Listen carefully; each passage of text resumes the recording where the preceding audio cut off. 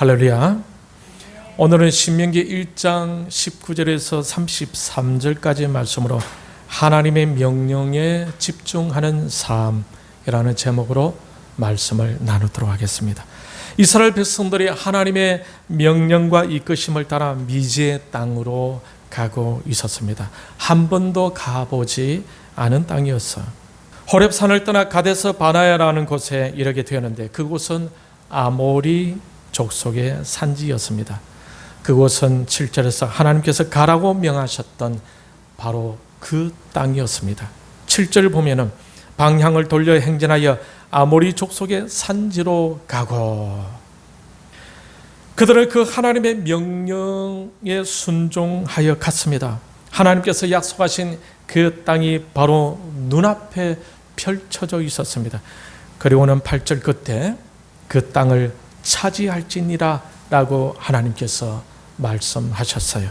오늘 보면 21절에서 모세는 바로 그 하나님의 말씀을 언급하면서 이스라엘 백성들에게 말하고 있는 것입니다. 너희의 하나님 여호와께서 이 땅을 너희 앞에 두셨은즉 너희 조상의 하나님 여호와께서 너희에게 이르신 대로 올라가서 차지하라. 두려워하지 말라. 주저하지 말라. 그러자 22절에서 이 모세의 말을 들은 백성들이 모세 앞으로 나와서 이렇게 말합니다. 22절 같이 읽어볼까요? 시작. 우리가 사람을 우리보다 먼저 보내어 우리를 위하여 그 땅을 정탐하고 어느 길로 올라가야 할 것과 어느 성읍으로 들어가야 할 것을 우리에게 알리게 하자. 하나님의 명령을 들은 이스라엘 백성들은 아주 지혜롭게 그리고 조심스럽게 대처를 하고 있습니다. 하나님께서 올라가서 차지하라는 말씀을 들은 후에 올라가기 위해서 그들이 생각해낸 것이 정탐꾼을 보내어서 먼저 상황을 살펴보고 어느 길로 올라가야 할지 어느 성읍으로 들어가야 할지를 한번 고민해보자 라는 것이었습니다. 하나님의 명령을 듣고 아주 효과적으로 일을 처리하기 위한 이런 적극적인 모습은 좋아 보이기는 합니다만 한편으로는 조금 씁쓸한 면도 없지 않아 있습니다. 하나님께서 분명히 올라가서 차지하라고 하면서 두려워하지 말고 주저하지 말라고 명령까지 하셨는데도 불구하고 그들은 그 말씀에 단순히 순종하지 아니하고 인간적인 여러 방법들을 생각하고 있었던 것입니다. 적극적인 이러한 모습은 좋아 보이기도 하지만 단순하게 하나님의 명령에 순종하는 모습이 좀 부족하게 보이는 것 같아서 약간 우려도 되는 부분이기도 합니다. 모세는 23절에서 백성들의 이 반응을 좋게 여겼다고 하고 있습니다. 모세도 좋게 보았다고 하고 있죠. 그러니 여기까지는 좋게 보고 넘어갑시다. 그런데 문제가 생겼어요. 그 문제는 정탐꾼들이 정탐하고 돌아온 뒤였습니다. 정탐하고 오더니 그들의 생각이 이상해졌어요. 일단 그 땅에 대한 평가는 아주 좋았습니다. 25절 같이 읽을게요. 시작. 그 땅의 열매를 손에 가지고 우리에게로 돌아와서 우리에게 말하여 이르되 우리의 하나님 여호와께서 우리에게 주시는 땅이 좋더라 하였느니라. 그 땅은 하나님이 주신다고 약속하신 땅이었는데 그 땅에 직접 가보니까 너무나 좋은 땅이었다라는 거예요. 그래서 그 증거로 그 땅에서 맺어지는 열매를 가지고 백성들에게 보이고 있습니다. 그러니 하나님께서 약속하신 땅은 좋은 땅임은 분명했습니다. 하나님께서 오늘 이 시간에 여러분을 위해 준비하신 그 축복의 땅도 반드시 좋은 땅인 줄 믿습니다. 할렐루야. 하나님이 여러분을 위해 준비하신 그 복도 여러분에게 가장 적절한 좋은 것인 줄 믿습니다. 하나님께서 여러분을 위해 계획한 그 거룩한 목적도 하나님과 여러분에게 탁월한 것임을 믿으시기를 바랍니다. 그처럼 하나님은 좋은 것을 준비해 두시고 그 좋은 것을 여러분에게 주시기를 원하신다라는 것입니다. 하나님의 이끄심에 집중하며 지금 나아가고 있는 분들은 그 좋은 것들을 준비해 두신 하나님을 끝까지 믿으시고 기도하며 소망하시고 인내하며 중단하지 말고 끝까지 믿음으로 소망하면서 전진할 수 있기를 바랍니다. 하나님의 말씀에 순종하며 나아가는 그 발걸음은 결코 후회하지 않을 줄 믿습니다. 정탐꾼들의 보고로 인해 하나님이 약속하신 땅은 결국에는 좋은 것이었음이 증명되었습니다. 그런데 26절에서 28절까지 한번 조심스럽게 다시 한번 읽어보도록 하겠습니다. 26절부터 시작. 그러나 너희가 올라가기를 원하지 아니하고 너희의 하나님이 여호와의 명령을 거역하여 장막 중에서 원망하여 이르기를 여호와께서 우리를 미워하심으로 아모리 족속의 손에 넘겨 멸하시려고 우리를 애굽 땅에서 인도하여 내셨도다. 우리가 어디로 가랴? 우리의 형제들이 우리를 낙심하게 하여 말하기를 그 백성은 우리보다 장대하며 그 성읍들은 크고 성곽은 하늘에 닿았으며 우리가 또 거기서 아낙 자손을 보았노라 하는도다. 이처럼 좋은 땅을 보았으면서도 그 땅을 보고 온 그들의 마음은 긍정적이지 않고 부정적으로 되어져 있다라는 것이 문제였습니다. 그 땅에서 어떤 영향을 받았는지 감사가 아니라 원망하는 마음을 품고 돌아왔다라는 것입니다. 그리고 하나님이 원하시는 생각이 아니라 조금 이상한 생각을 품고 왔다라는 거예요. 참 이상하게도 하나님께서 자신들을 미워하신다는 생각을 갖고 돌아온 거예요. 이것은 하나님의 생각과는 전혀 다른 생각이죠. 도대체 이런 생각을 어떻게 갖게 된 것일까요? 그리고 그들은 아모리 족속의 손에 자신들을 넘겨서 죽이려고 애굽에서 여기까지 하나님께서 인도해 오셨다는 얼토당토하는 자신들의 생각을 여과 없이 말로 쏟아내고 있었던 것입니다. 하나님의 명령에 순종해서 그 땅을 정탐하고 그 땅은 정말 좋았다고 증명하고 있으면서도 왜 이들의 생각은 부정적으로 변해졌을까? 이것이 궁금합니다. 하나님에 대한 생각이 아주 이상하게 되어버렸습니다.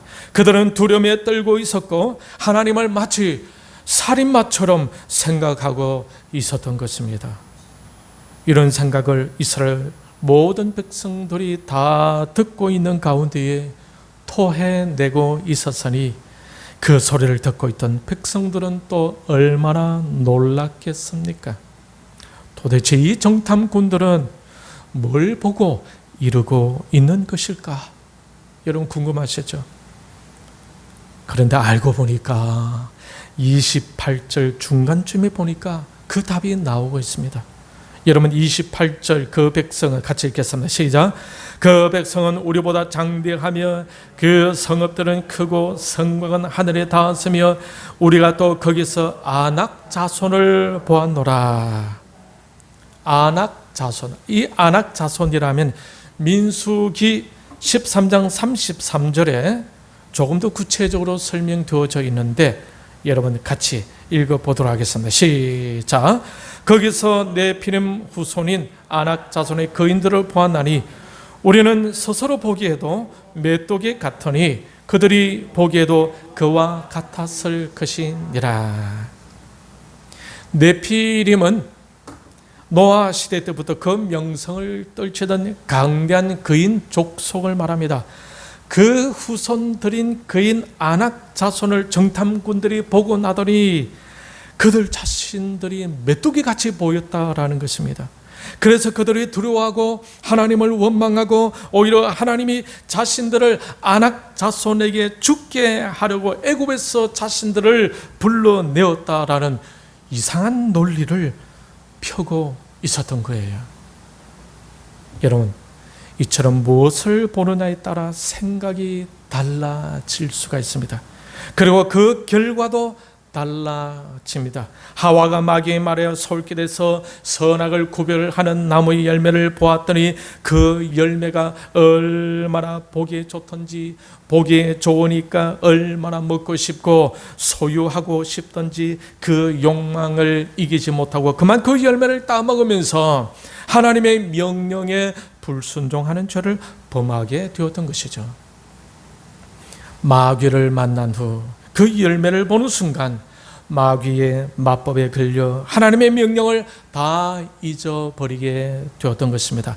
말씀의 중요성을 잃어버렸습니다. 말씀의 가치도 잃어버렸습니다. 절대 잃지 말아야 할 것을 잃어버리게 되자 결국 하와는 어떻게 됩니까? 하와는 아담과 함께 그 에덴 동산에서 쫓겨나게 되지 않습니까? 누구와 만나고 무엇을 보느냐는 매우 중요합니다. 오늘 본문에서 이스라엘 백성들은 모세를 통해 주신 말씀, 올라가서 차지하고 두려워하지 말라, 주저하지 말라 이라는 이 하나님의 명령대로 그저 순종해서 올라갔었더라면은 지금과 같이 이런 고민과 실수를 하지 않았을 것 같지 않습니까? 그런데 그들의 지혜대로 정탐하는 것까지는 좋았는데 다만 그들은 거인 아낙 자손을 보자 그들은 혼비백산하고 말았습니다. 그 배후에는 하나님을 볼 수 있어야 되는데 아낙 자손만 보게 되었던 것이죠. 그러자 하나님 백성으로서의 품위도 잃어버리게 되고 하나님의 자녀로서의 자존심까지 다 잃어버리는 이 모습은 보는 이로 하여금 참으로 안타깝게 합니다. 그러니 아무리 좋은 인간의 지혜라 하더라도 아주 좋은 인간적인 방법이라 하더라도 조심해야 한다라는 것입니다. 믿음이 없이 행해지는 그러한 것들은 본문에 나오는 정탐꾼들처럼 형편없는 신자로 만들 수도 있음을 기억하고 너무 자신의 생각과 자기의 지혜를 과신해서는 안 된다라는 교훈을 얻을 수가 있습니다. 하나님의 음성대로, 하나님의 말씀대로, 하나님의 명령대로 순종하는 삶이 얼마나 중요한지를 깨닫게 하는 부분입니다. 이때 모세는 다음과 같이 건면하죠. 29절에서 31절 같이 읽겠습니다. 시작. 내가 너희에게 말하기를 그들을 무서워하지 말라, 두려워하지 말라.